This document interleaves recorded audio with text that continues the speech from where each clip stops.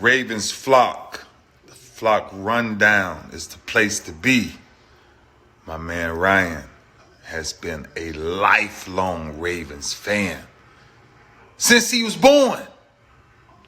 So I'm telling you now, it's about to go down. The podcast, the flock rundown. Ravens, baby. Nothing gets better than waking up and wondering how high we can fly. Tune in. Motionless brainwaves attempt to swim their way to sense, can't tame the untamed. Appreciate you, Ray. What's up, Ravens fans? My name is Ryan, and welcome back to another episode of the Flock Rundown. Happy Purple Friday. We are just a few days away from the Ravens' home opener against the Houston Texans, 1 o'clock at the bank. I can't wait. This is the game preview episode, probably my favorite episode of the week.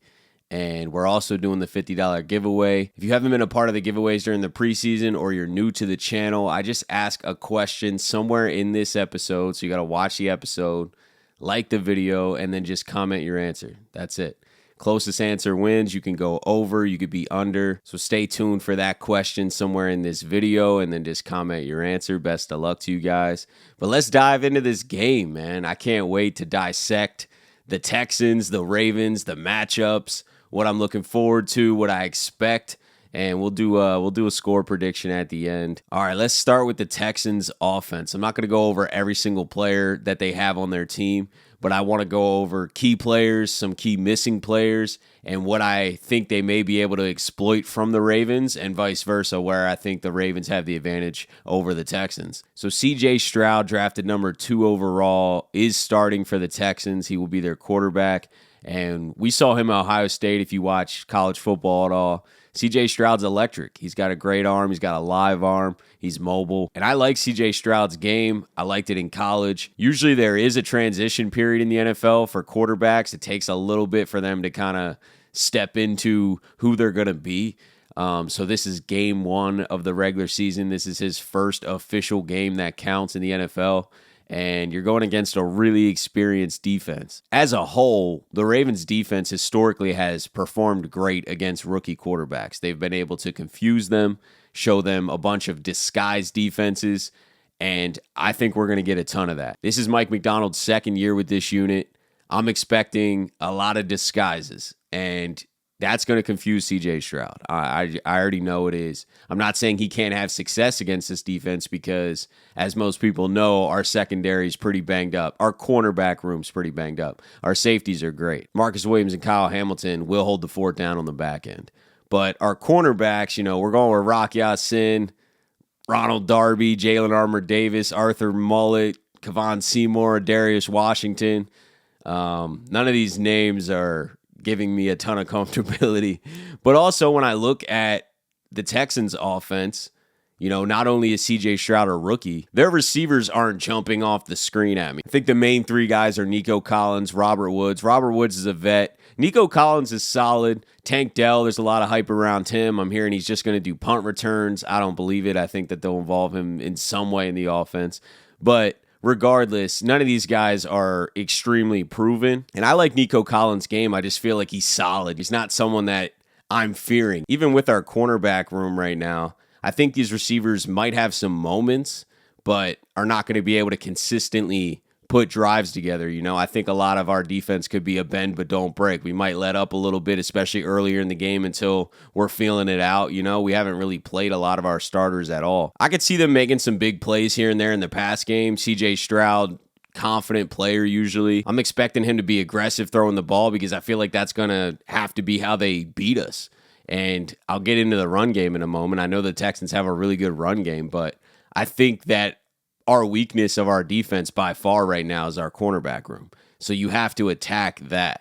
You're not going to be able to just run all over us. So I wouldn't be surprised if we do let up some plays to Nico Collins or whoever it may be. Dalton Schultz, also a weapon for them that they just added in the tight end room. I think he could be kind of a security blanket safety net for CJ Stroud. So I'm looking for Schultz to be involved a little bit. But I think that they're going to have to attack our corners. I think that they have to test them. You might get a big play here and there, but I just can't see consistently being able to move up and down the field. I trust that our defense is going to be able to figure it out. And I trust that our defense can confuse C.J. Stroud a little bit. And that's not a knock on C.J. Stroud. It's just his first game. I've been a Baltimore Ravens fan my whole life, and we've played a lot of rookie quarterbacks in week one.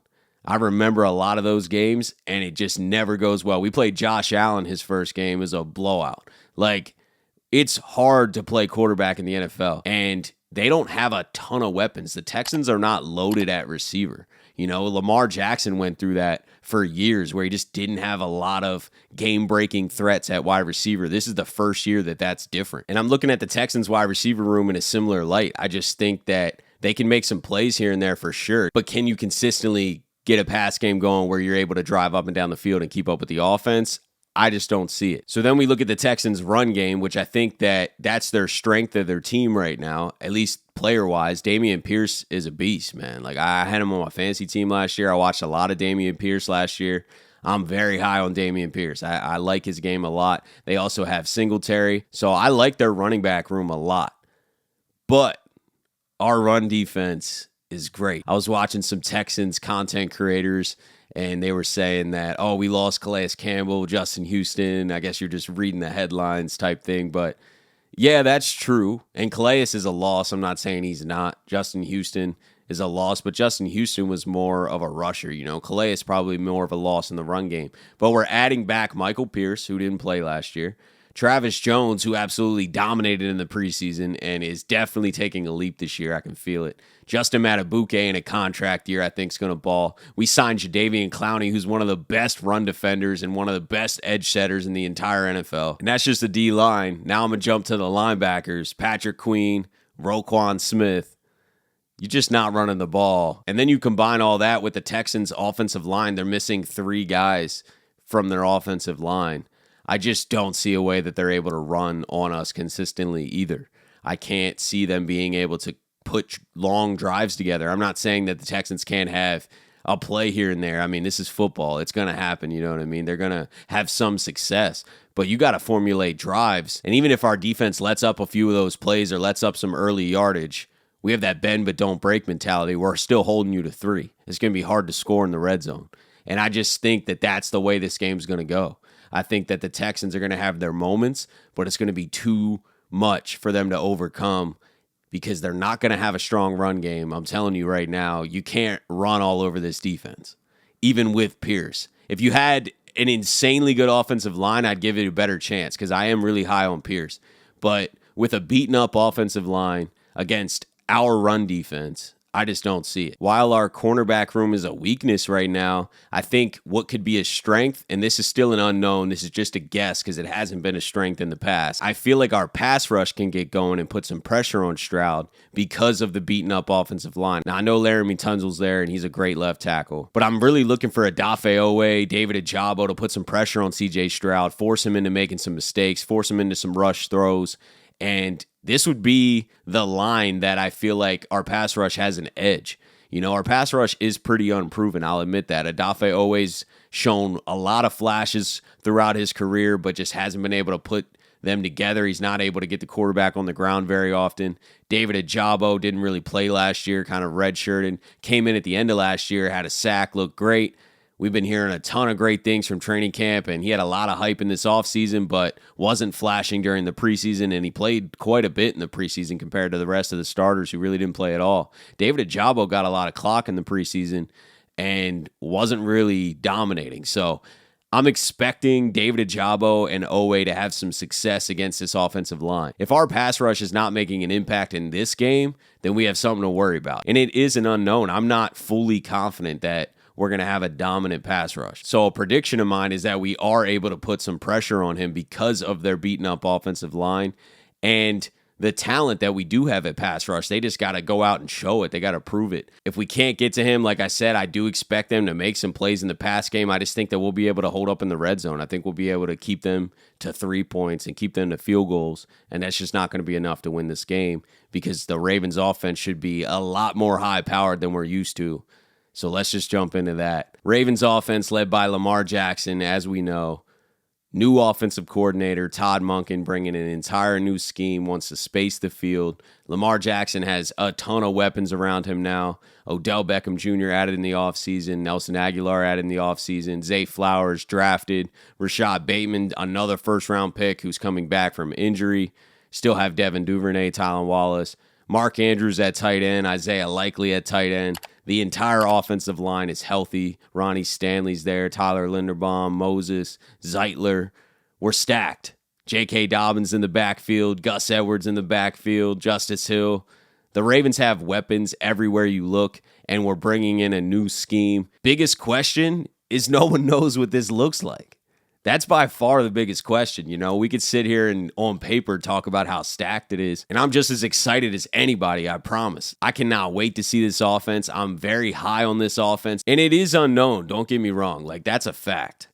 But I'm confident in it because we've seen Lamar Jackson dominate with so much less. With the Greg Roman scheme over these past few years that ended up kind of handicapping Lamar's game, with a lack of weapons that have handicapped Lamar's game. But I've seen Lamar dissect the field and make the right reads, and we have a lot of talent. I just think that our offense is going to be overwhelming for a lot of teams, not just the Texans. And the Texans' defense is decent. I think that they're going to play really hard under D'Amico Ryans. I like their secondary. I like Will Anderson. I do like the Texans' secondary. You got Derek Stingley Jr. at corner, Steven Nelson, Shaq Griffin, Petrie at safety. They got a strong secondary, in my opinion, but they're also going against a really strong receiving core now, and that's so weird to say as a Ravens fan, but Eric DeCosta completely revamped this receiving core. You're going against nothing but first-round talent. You know, Odell obviously proven he's healthy. I know he popped up on the injury report for the ankle, but he's fine. I think he's going to be limited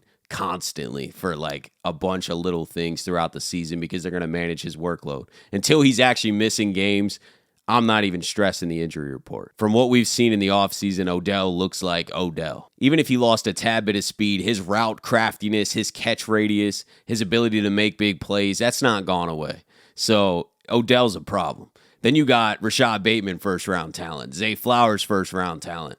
I mean, it's a lot to go against these corners, but I believe in the Texans secondary. I am not hating on the Texans secondary. I think that that is the strength of their defense right now, but I still think that we're going to have some success in the pass game, but I'm hoping we don't pass too much. And I say that just because it's new. We've been hearing all this hype. We do have a lot of receivers.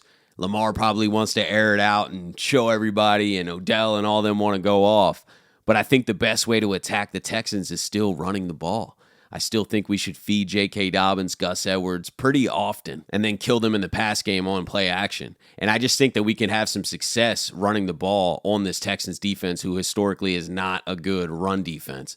And J.K. Dobbins is ready to go. And that leads us to our $50 giveaway question. How many rushing and receiving yards combined will J.K. Dobbins have in Sunday's game? Rushing and receiving only. If he ends up throwing a pass for whatever reason, that doesn't count. Rushing yards, receiving yards, J.K. Dobbins. Drop your comment below. Closest answer wins $50 after the game. Just make sure you're looking at your YouTube comments. I'll reply to your YouTube comment on the video and ask for your Cash App or Venmo or whatever. You can go over, you can go under. It doesn't matter. Closest to the right answer wins the $50. If there's a tie, we just split the money. Total rushing and receiving yards, J.K. Dobbins.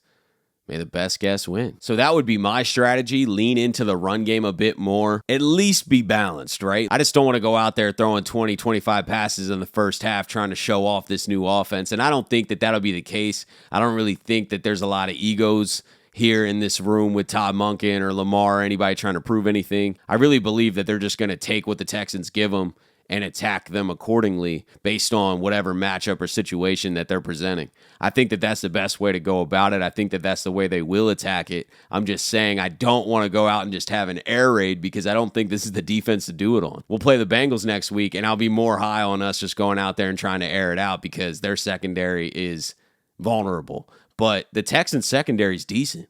And I just think that the run game is the way to attack this defense. And then when the Texans have to start bringing more guys in to adjust to that successful run game, that's when you play action. That's when you space everyone and start airing it out downfield. And I wouldn't be surprised if our offense has some growing pains just because they haven't played an actual game. Todd Monken spoke with the media yesterday, and said that the only live game action against another team was the Commanders' joint practice. So, I mean, the Ravens, new offense, new weapons. Lamar hasn't played since last December. Odell hasn't played in 2 years, it feels like. Bateman hasn't played in a year. There's a lot of unknowns. I wouldn't be shocked if there's some growing pains, if we're a little flat coming out in the first half, things like that. That would not blow my mind. There's just a lot of unknowns with this Ravens offense. All I know is there's a ton of talent, and I trust Lamar Jackson to make the right reads and use his God-given abilities to dominate the game. So to wrap it up, I'll end with a score prediction. I'm going Baltimore Ravens 31, Houston Texans 17. I think that the Ravens are going to be able to run the ball, which is going to naturally open up the pass game. And we have a lot of weapons to attack in the pass game now. And I just think the Ravens offense is going to be able to find some success. We're healthy. We have a ton of talent. And then on defense, I think we're going to be able to confuse C.J. Stroud enough to force him into some mistakes. I think our pass rush can have some success against their beaten up offensive line. I think that they're going to struggle to run the ball against our stout run defense, which leads them to just not being able to score a ton of points. And I'm going with 31-17. Let me know your score predictions as well if you want. It's not a part of the contest. Doesn't matter at all. I just curious to know. It's fun to talk about. It's fun to guess. To be honest, none of us have any idea, right? I think the Ravens are favored by 10 in most sports books, so I do have them covering that, but I wouldn't place money on it. It could be a lot closer. I wouldn't be shocked if we're just a little flat, even though I want them to come out and just explode and go crazy and use all these new weapons and just have this insanely high-powered offense. I just feel like it's realistic to expect some growing pains, especially when these guys haven't seen live action in some time. But regardless, I got the Ravens winning this game. I feel like the Texans are just too young, too inexperienced.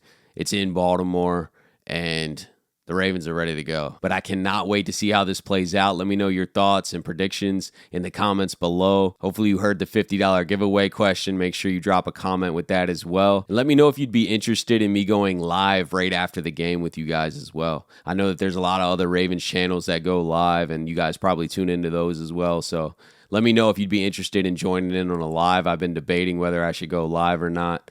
I'm leaning towards going live, even if it's just 5-10 people in there. We're just hanging out, talking about the game. I just think it's a cool way to do the post-game thoughts, but I've never went live before, so I'm inexperienced in that field. I've just been over here making content, but I've never went live. So if you guys would be interested in joining a live, also let me know in the comments. Appreciate you guys tuning in to another episode of the Flock Rundown. Have a beautiful rest of your day, and I'll talk to you guys soon.